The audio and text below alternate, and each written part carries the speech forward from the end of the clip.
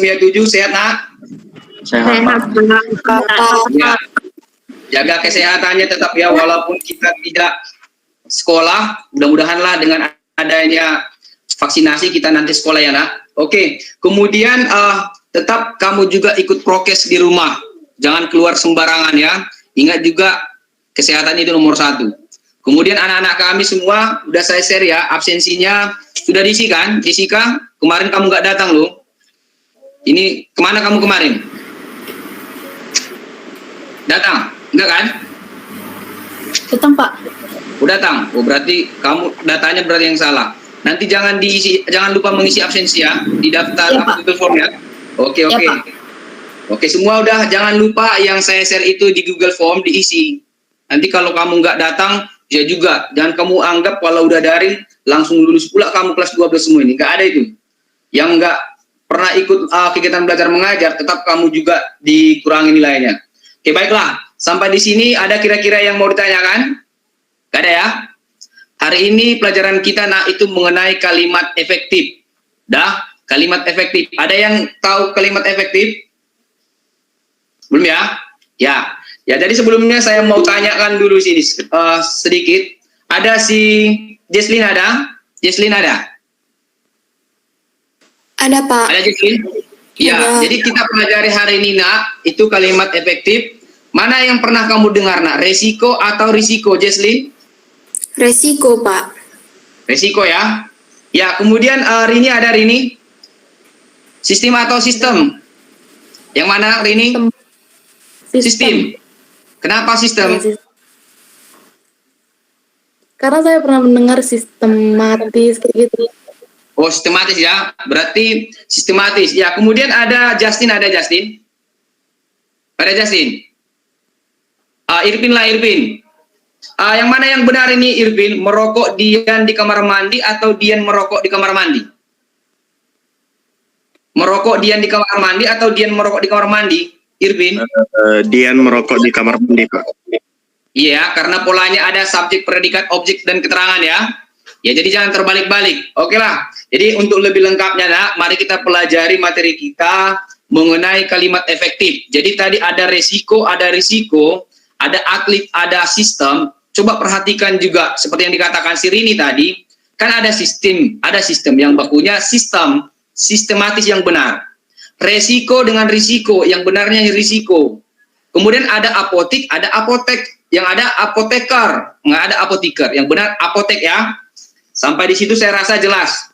Oke, kalau nggak ada yang mau tanyakan, langsung saja kita ke materi. Nanti Bapak jelaskan lebih lengkap lagi. Ya, coba diperhatikan ya.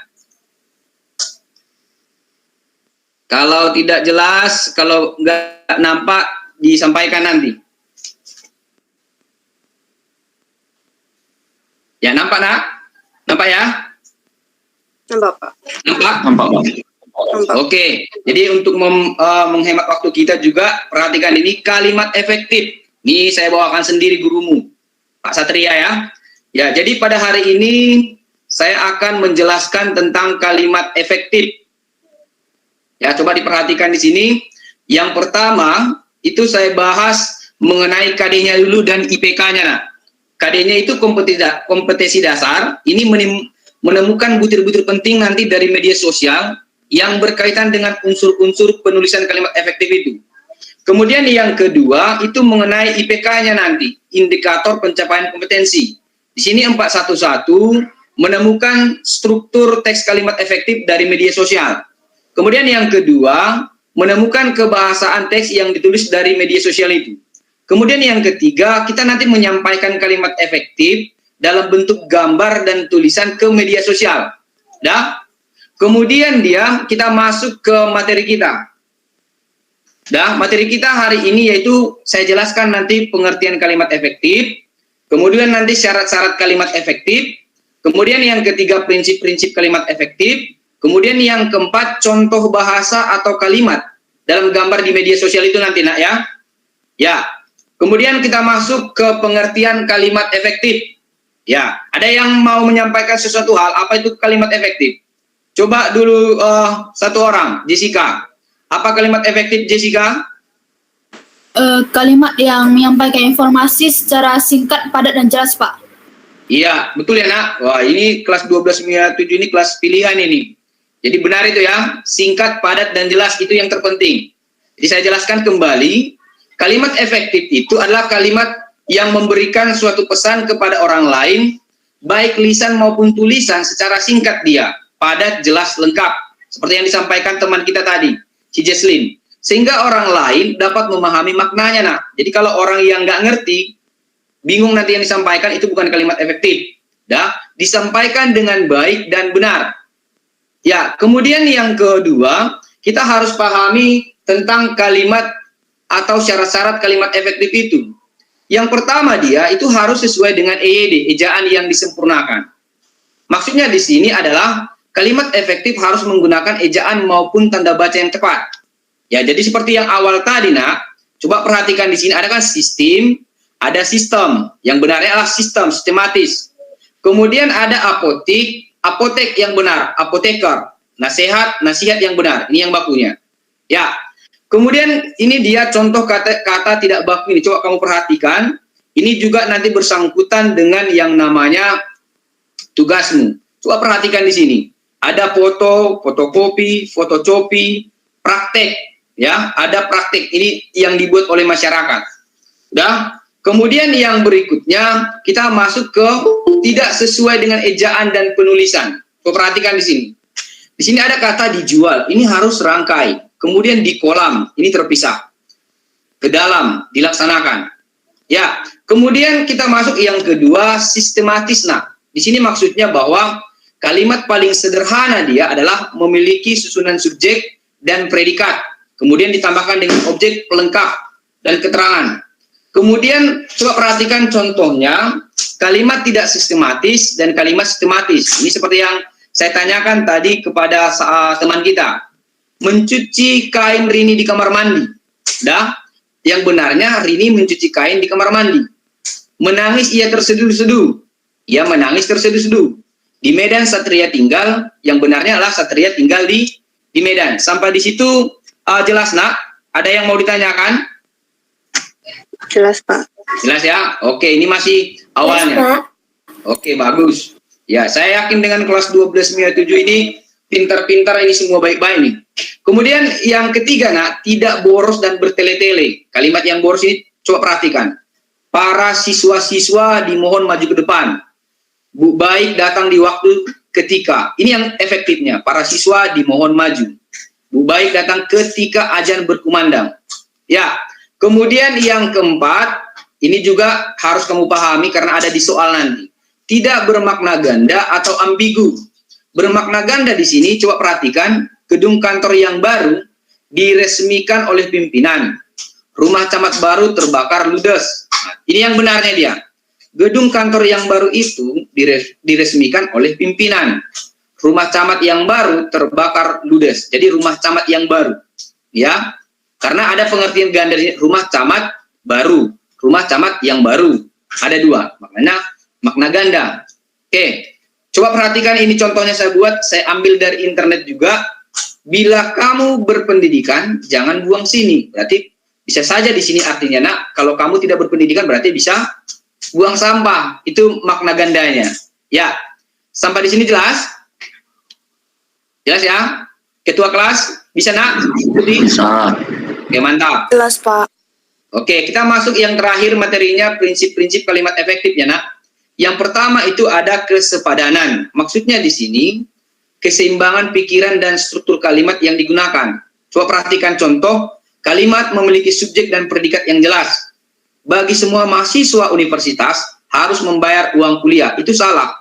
Ini yang benarnya dia. Semua mahasiswa universitas harus membayar uang kuliah. Itu benar dia. Tidak memiliki subjek ganda atau dua. Soal itu Rini tidak jelas. Ini kan dua, soal itu dan Rini. Yang benar dia adalah soal itu bagi Rini tidak jelas. Itu baru benar. Ya. Kemudian yang kedua, keparalelan. Di sini maksudnya sering dikenal dengan kesejajaran, kesamaan bentuk dan struktur-struktur yang digunakan dalam kalimat efektif harus paralel, sama atau sederajat. Coba perhatikan contohnya ya. harga minyak dibekukan atau kenaikan. Tapi yang benar dia adalah harga minyak dibekukan atau dinaikkan secara luas. Itu dia paralel. Dah, kemudian ketegasan. Maksudnya di sini adalah penekanan pada ide pokok kalimat. Ini perhatikan kalimat efektif mengenai ketegasan. Presiden mengharapkan agar rakyat membangun bangsa dan negara ini dengan kemampuan yang ada pada dirinya. Ini ditegaskan. Yang kedua, saya suka kecantikan mereka, saya suka akan kelembutan mereka. Ya, kemudian yang keempat, kelogisan atau yang masuk akal. Di sini maksudnya bahwa ide kalimat itu dapat diterima oleh akal sehat. Penulisannya sesuai dengan ejaan yang berlaku. Coba perhatikan di sini. Waktu dan tempat kami persilakan. Tidak pernah ada waktu dan tempat dipersilakan. Yang ada, Bapak pimpinan perguruan kami persilakan. Coba perhatikan ini persilakan ya nak. Kata dasarnya sila ini. Ya, kemudian yang kelima, kepaduan.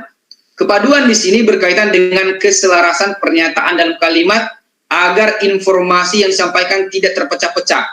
Contoh, mereka membicarakan daripada kehendak masyarakat. Ini salah. Perhatikan di sini. Mereka membicarakan kehendak masyarakat. Itu yang benar. Mereka membicarakan kehendak masyarakat, tidak menggunakan kata daripada. Oke, sampai di situ ada yang mau ditanyakan nak sebelum Bapak simpulkan? Ada? Jamset ada? Ya ada ya, jelas semua. Sebelum kita simpulkan, ada kira-kira yang mau ditanyakan nak? Tidak, Pak. Tidak, Pak. Ya.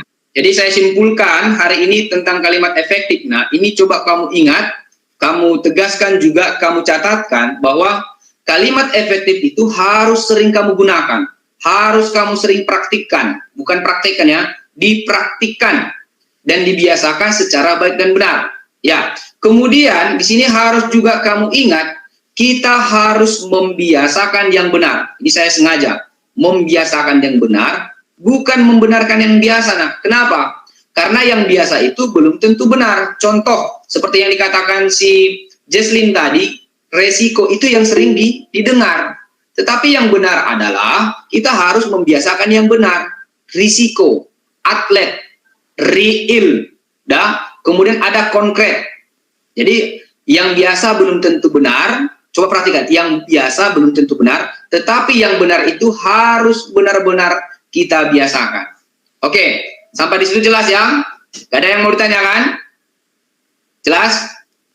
Jelas, Pak. Oke, kalau nggak ada yang mau ditanyakan, nak, ini mengenai tugasmu nanti, harapan saya juga dengan kalimat efektif ini, kalau ada posting-postingan misalnya mengenai COVID-19 atau prokes juga kesehatan, lihat juga penulisannya, itu tugasmu. Kamu kan kelas 12, sebentar lagi jadi mahasiswa. Itu tugasmu nak memperbaikinya. Ya, tugasnya yang sudah saya buat juga di grup, yang saya grup di grup WA, ini dia penjelasannya saya jelaskan. Mencari gambar dari internet, nah dua saja. Dia kamu buat nanti 2 kalimat efektif dari gambar kamu yang kamu ambil. Dah. Kemudian yang kedua, tadi kan kamu yang ambil, sekarang Bapak tentukan kalimat efektifnya dia. Kemudian yang ketiga, mencari gambar yang memiliki makna ganda. Dah? Sampai di situ jelas ya? Jelas? Pak, saya mau Jelas, bertanya. Pak. Kemudian yang terakhir, nah ini di Google Form dia, ini kamu masuk ke link ini, nanti kamu jawab di situ, tuliskan emailmu, baru kamu kirimkan nanti jawabannya dengan tepat, yang benar. Oke? Ada yang mau ditanyakan? Gak ada ya? Ada, Pak. Oke, kalau tidak ada yang mau tanyakan, saya rasa sampai di situ ada yang mau tanyakan? Jocelyn Pak, tadi Pak. mau bertanya, Pak. Ya, apa nak? Ada yang mau tanyakan kira-kira? Yang tentang tugas tadi, Pak. Iya, kenapa nak? Itu nomor 1 maksudnya kami cari 2 gambar atau hanya 1 gambar, lalu jelaskan buat 2 kalimat. Ya, boleh juga kamu cari 1 gambar dan kamu buat nanti kalimatnya di situ. Ya, cari gambar. Oke, saya rasa sampai di situ. Kalau nggak ada yang mau ditanya, jaga kesehatanmu juga. Semua anak-anak kami juga jaga kesehatannya. Oke, selesai. Pimpin doa, saya pimpin doa. Mari kita berdoa menurut agama kita masing-masing. Berdoa selesai, dimulai. Berdoa selesai. Oke, boleh